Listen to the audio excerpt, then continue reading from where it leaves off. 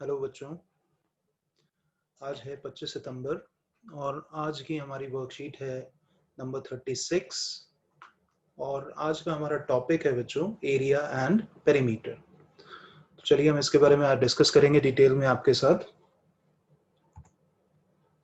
लेकिन उससे पहले हमने अभी तक एरिया और पेरीमीटर के बारे में जो भी पढ़ा है वो क्विकली हम रिवाइज कर लेते हैं, आपके साथ डिस्कस कर लेते हैं। तो अपनी पिछली क्लासेस में बच्चों हमने डिफरेंट शेप्स पढ़ी हैं। कौन कौन सी शेप्स पढ़ी हैं जरा उसके बारे में एक बार देख लेते हैं हमने पढ़े हैं squares, rectangles, triangles and quadrilaterals. Quadrilaterals में बहुत सारे आपने स्क्वायर और रेक्टेंगल्स भी क्वाड्रिलेटरल्स ही हैं और कुछ स्पेशल टाइप के क्वाड्रिलेटरल्स भी आपने पढ़े लाइक पैरेललोग्राम, रोम्बस, ये सब आपने पढ़े, ट्रेपीजियम पढ़े। और साथ ही साथ आपने इन फिगर्स के जो स्पेशल आपके फिगर्स हैं, ट्रायंगल्स हैं, स्क्वायर्स हैं, रेक्टेंगल्स हैं, इनके एरियाज और पेरीमीटर्स भी आपने कैलकुलेट करने सीखे हैं, उनके फॉर्मूलाज भी आपने पढ़े हैं। तो हम क्विकली जो है उनके फॉर्मूलाज भी रिवाइज करेंगे, फिर हम इस वर्कशीट के जो क्वेश्चंस हैं उस पर आएंगे, उसको हम डिस्कस करेंगे आपके साथ, राइट।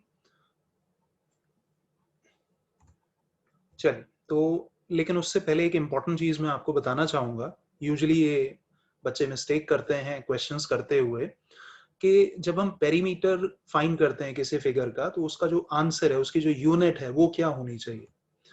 तो यहाँ देखिए आपके सामने, unit of measurement of perimeter of any plane figure is taken as metre और सेंटीमीटर एटसेट्रा। तो पेरीमीटर जब भी आप फाइंड करेंगे तो आंसर हमेशा जो यूनिट होगी उसकी वो मीटर या सेंटीमीटर में होगी। और इसी तरह से जब हम किसी प्लेन फिगर का एरिया हम फाइंड करेंगे तो प्लेन फिगर का एरिया जो है उसकी जो यूनिट है वो स्क्वायर यूनिट होती है, या तो स्क्वायर मीटर होगा या स्क्वायर सेंटीमीटर होगा, स्क्वायर किलोमीटर होगा। तो ये दोनों चीजें आपको क्लियर होनी चाहिए कि जब आप पेरीमीटर फाइंड कर रहे हैं तो यूनिट जो है मीटर, सेंटीमीटर, किलोमीटर, वटेवर वो होगी। और जब आप एरिया फाइंड कर रहे हैं किसी प्लेन फिगर का तो उसकी जो यूनिट होगी square metre, square centimetre and so on, right. तो चलिए क्विकली हम फॉर्मूलाज देख लेते हैं एक बार। जो प्लेन फिगर्स हैं वो आई होप आपको याद भी हैं, और नहीं याद है तो अब यहाँ क्विकली हम रिवाइज कर लेते हैं उसे। तो सबसे पहले हमारे सामने है रेक्टेंगल। रेक्टेंगल आप जानते हैं सारे के सारे, जैसे हमारे घर का जो फ्लोर है रेक्टेंगुलर शेप का होता है यूजुअली। ब्लैक बोर्ड जो है उसका फेस जो है वो रेक्टेंगल है, हमारी कॉपी के पेज रेक्टेंगल है। तो ये आपके सामने यहाँ पर एक रेक्टेंगुलर फिगर है, प्लेन फिगर होती है।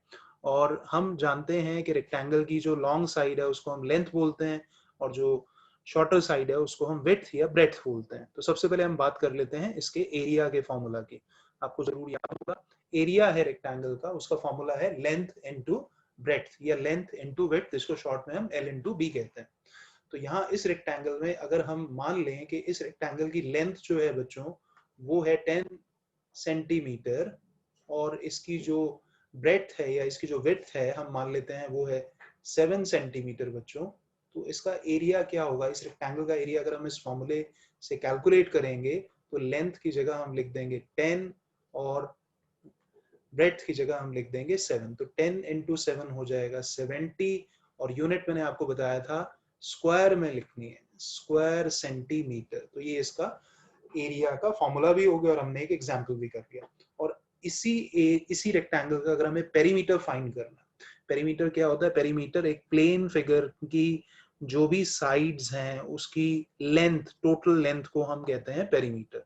मतलब एक प्लेन फिगर में जितनी भी आपको साइड्स दिख रही हैं उसकी सम को हम पेरीमीटर बोलेंगे। तो पेरीमीटर जो है रेक्टेंगल का बच्चों, इसका फॉर्मूला आपको याद होगा, that is 2 into L plus B. तो इसी फिगर का, इसी रेक्टेंगल का अगर हमें पेरीमीटर फाइंड करना है बच्चों तो इसका पेरीमीटर क्या होगा, सिंपली आप एल की जगह आप 10 लिख देंगे। तो फॉर्मूला में हम वैल्यू पुट कर देते हैं, तो एल की जगह आ जाएगा 10 और बी की जगह आ जाएगा हमारा 7, क्योंकि इसकी ब्रेड्थ जो है 7 है। अब सबसे पहले 10 प्लस 7 आप कर देंगे, 10 प्लस 7 हो जाएगा 17 और 2 इंटू 17 होता है 34। और यूनिट क्या लिखेंगे बच्चों, यूनिट लिखेंगे इसकी सेंटीमीटर, राइट। तो इसका आपको मेरे ख्याल से कॉन्सेप्ट क्लियर हो गया है। फॉर्मूला याद रखें दोनों, एक हमने पढ़ लिया एरिया ऑफ रेक्टेंगल और दूसरा फॉर्मूला हमने पढ़ लिया perimeter of rectangle, right. Next figure पर बढ़ते हैं। नेक्स्ट फिगर हमारे सामने है स्क्वायर। तो स्क्वायर क्या है? स्क्वायर जो है एक प्लेन फिगर है जिसके सारे एंगल 90 डिग्री होते हैं और जिसकी सारी साइड इक्वल होती है, ये आपको पता है। एरिया की बात अगर हम करेंगे तो एरिया जो है रेक्टेंगल सॉरी स्क्वायर का वो होता है साइड इनटू साइड या साइड स्क्वायर भी बोल सकते हैं। और पेरीमीटर जो है वो है इसका 4 इनटू साइड। तो ये अगर हमारे पास बच्चों एक स्क्वायर है, जैसे मैंने बताया स्क्वायर की सारी साइड्स जो होती हैं इक्वल होती हैं, तो अगर हमारे पास ये स्क्वायर है और हम बोल देते हैं कि इसकी साइड जो है वो है 8 सेंटीमीटर, तो इसकी सभी साइड 8 सेंटीमीटर होंगी, ये साइड भी 8 सेंटीमीटर होगी, ये साइड भी 8 सेंटीमीटर होगी और ऑब्वियसली ये साइड भी 8 सेंटीमीटर होगी।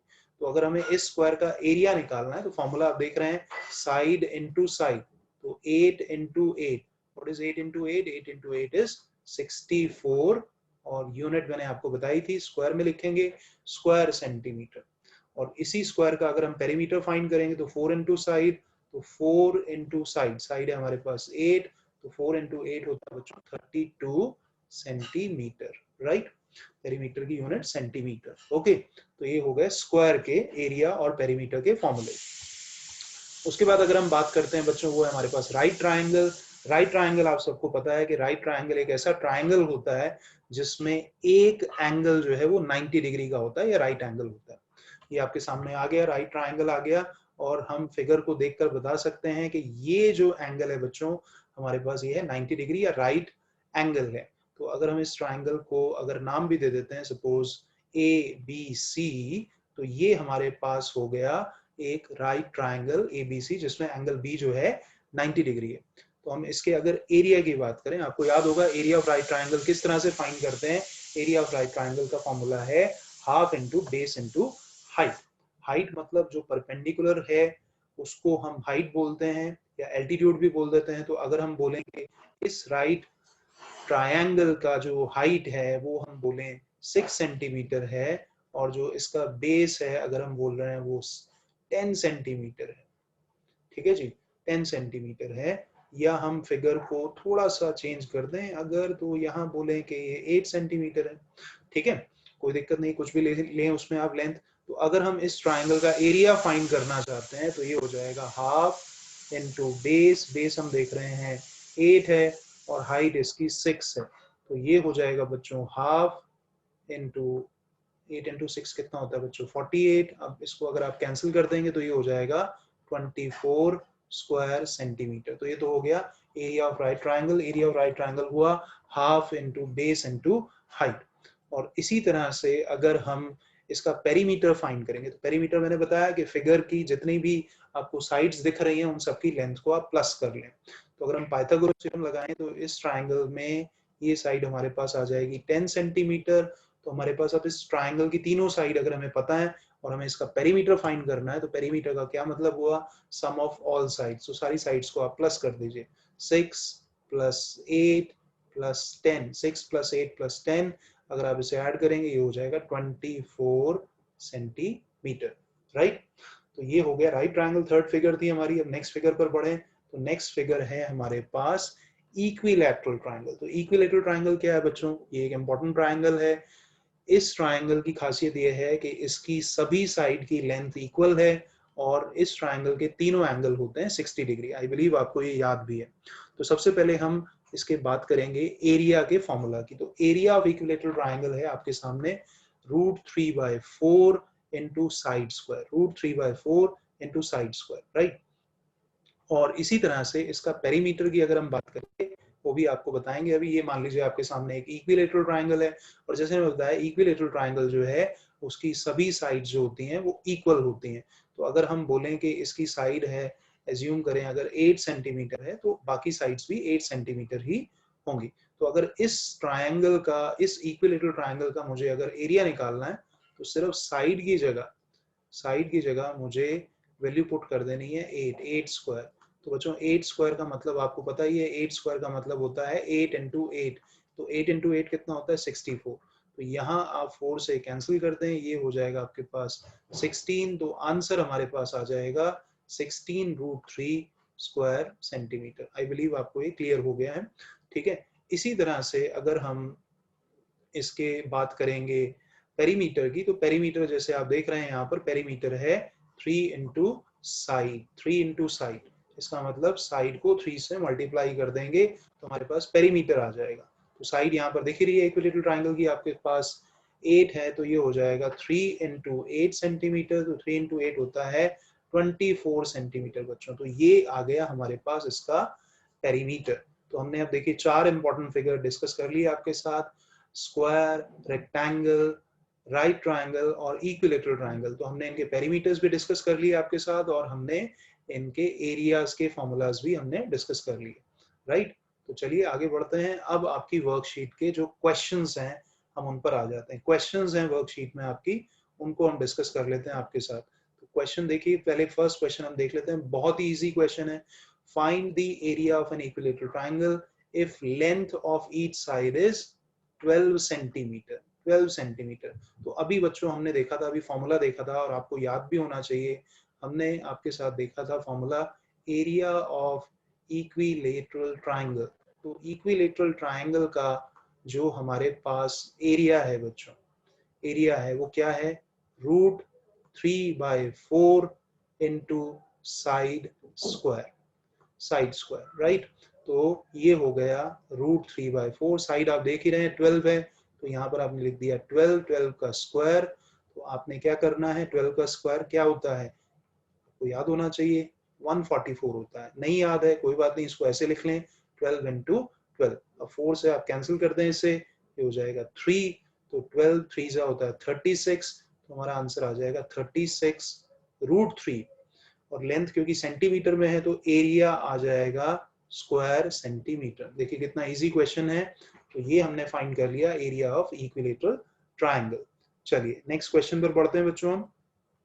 नेक्स्ट क्वेश्चन हमारे सामने है ये, तो ये रहा, find the area of N isosceles triangle. अब आइसोसेलेस ट्राइंगल के बारे में अगर हम बात करें तो ये एक ऐसा ट्राइंगल है जिसकी कोई दो साइड्स की लेंथ इक्वल होती है। So find the area of N isosceles triangle in length of its equal side, if length of its equal sides are 10 centimeter each and length of its third side is 16 centimeter। मतलब दो sides जो हैं वो तो 10 centimetre की length की हैं और थर्ड साइड जो है वो है 16 सेंटीमीटर की लेंथ की। तो अगर हम बोलेंगे बच्चों इस ट्राइंगल को, अगर हम बोलें ये आइसोसेलेस ट्राइंगल है, इसकी दो साइड इक्वल हैं, हम मान लेंगे ये दोनों साइड इसकी इक्वल हैं, तो हमें गिवन है क्या है 10 सेंटीमीटर और ये भी 10 सेंटीमीटर है, और जो थर्ड साइड है वो है 16 सेंटीमीटर बच्चों।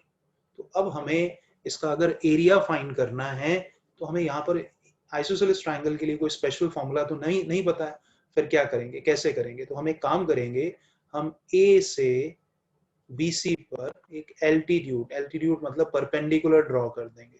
तो हम यहाँ परपेंडिकुलर ड्रॉ कर रहे हैं, परपेंडिकुलर ड्रॉ करें और हम मान लेते हैं जब हम परपेंडिकुलर ड्रॉ करेंगे ये BC को कट करेगा D पर। कहाँ कट करेगा, D पर। तो अब हमारे पास यहाँ दो ट्राइंगल हो जाएंगे ABD और ACD। तो हम सबसे पहले इन्हें कॉन्ग्रुएंट प्रूव करते हैं। In triangle ABD and triangle ACD congruent इन्हें प्रूव करेंगे, बहुत इजीली प्रूव हो जाएंगे। सबसे पहले हम लिखेंगे इसमें AD is equals to AD। अब AD के इक्वल क्यों है, क्योंकि दोनों ट्राइंगल में वो कॉमन है बच्चों। दूसरी बात, एंगल ADB एंगल ADB देखिए और एंगल ADC देखिए, ये इक्वल क्यों है, बिकॉज ईच 90 डिग्री। परपेंडिकुलर हमने ड्रॉ करा, एल्टीट्यूड ड्रॉ करा है। And last AB is equals to AC, AB AC के इक्वल है, ये तो हमें गिवन है क्योंकि इनकी लेंथ 10 सेंटीमीटर हमें गिवन है। तो इसलिए दोनों ट्राइंगल जो हैं वो हो गए कॉन्ग्रुएंट। और कॉन्ग्रुएंसी रूल कौन सा लगा बच्चों यहाँ पर, क्योंकि आप देख रहे हैं अगर आपने कॉन्ग्रुएंसी रूल सारे पढ़े हैं तो आपने गेस कर लिया होगा यहाँ पर RHS कॉन्ग्रुएंसी रूल अप्लाई होगा। तो कॉन्ग्रुएंसी रूल हमें समझ आ गया और हम ये जानते हैं कि जब ट्राइंगल कॉन्ग्रुएंट होते हैं तो उनके कॉरेस्पॉन्डिंग पार्ट्स इक्वल होते हैं। तो इसका मतलब अगर यहाँ सोचें हम BD तो उसका कॉरेस्पॉन्डिंग पार्ट होगा CD। तो BD इक्वल हो गया CD के, और यहाँ रीजन हम दे देंगे CP/CT, corresponding parts of congruent triangles. तो ध्यान से देखें, हम ये शो कर रहे हैं कि हमारे पास BD जो है बच्चों वो CD के इक्वल है, और टोटल लेंथ तो हमें गिवन है, टोटल लेंथ 16 है, तो अगर ये दोनों पार्ट इक्वल हो गए तो हर पार्ट की लेंथ हो जाएगी बच्चों 8 सेंटीमीटर ईच। ये 8 + 8 जो हो जाएगा वो हो जाएगा हमारे पास 16। तो इसलिए हम यहाँ लिख सकते हैं कि BD is equals to CD is equals to 8 centimetre बच्चों, राइट। चलिए अब हम कोई भी एक ट्राइंगल या तो ABD या ACD लेकर उसमें पाइथागोरस थ्योरम लगाकर AD की लेंथ फाइंड कर लेते हैं। तो चलिए करते हैं इसमें। तो सबसे पहले हम ट्राइंगल ले लेते हैं, कोई भी जो मैंने बोला आप उसमें कोई एक ट्राइंगल ले लीजिए। इन ट्राइंगल ABD, तो इसमें अगर हम पाइथागोरस थ्योरम लगाएंगे तो पाइथागोरस थ्योरम के अकॉर्डिंग हो जाएगा AB का square is equals to AD square plus BD square, Pythagoras theorem. अब AB आपको फिगर में दिख रहा है वो है 10, तो 10 का स्क्वायर हो गया। AD हमें नहीं पता है तो AD को AD लिखेंगे, और BD हमें दिख रहा है 8 है, हमने फाइंड कर लिया तो 8 का स्क्वायर। अब बच्चों 10 का स्क्वायर होता है 10 इंटू 10, 10 इंटू 10 हो गया 100, ये हुआ AD स्क्वायर। और BD यहाँ पर 8 है तो 8 का स्क्वायर हो गया 8 इंटू 8 विच इज 64। अब 64 को आप लेफ्ट साइड में शिफ्ट कर दें तो 100 माइनस 64, तो ये हो गया बच्चों AD स्क्वायर। अब 100 माइनस 64 कितना होता है बच्चों 36, 36 is equals to AD square.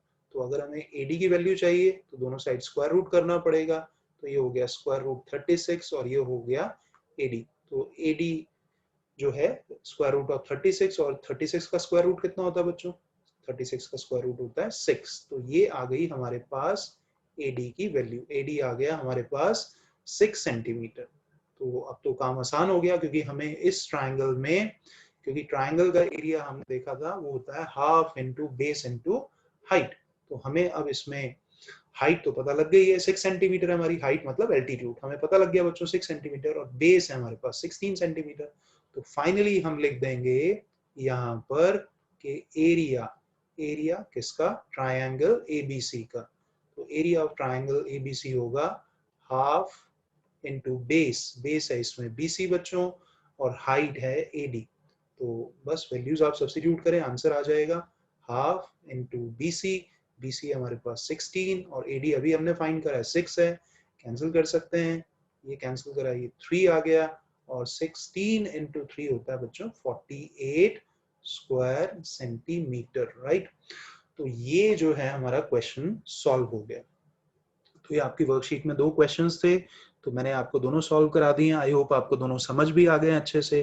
तो अब आपको क्या करना है, जो फॉर्मूलाज हमने आज डिस्कस किए हैं उनको रिवाइज करना है, और नेक्स्ट वर्कशीट में फिर हम आगे उन ट्राइंगल्स के बारे में बात करेंगे जो ना तो इक्विलैटरल हैं ना आइसोसेलेस हैं, वो स्पेशल टाइप के ट्राइंगल्स हैं, स्केलन ट्राइंगल जो हैं, तो उनका एरिया हम किस तरह से फाइंड करेंगे वो हम डिस्कस करेंगे। उसके लिए एक स्पेशल फॉर्मूला होता है, वो आपके साथ डिस्कस करेंगे, और जो भी फॉर्मूलाज आपको बताएं उनको लर्न करें, रिवाइज करें, और क्वेश्चन एक्स्ट्रा जरूर करें। वर्कशीट में सिर्फ 1 या 2 क्वेश्चन होते हैं, तो उससे जो है हमें कॉन्फिडेंस नहीं आएगा, एक्स्ट्रा क्वेश्चन आपको जरूर करना है, राइट बच्चों। Thank you.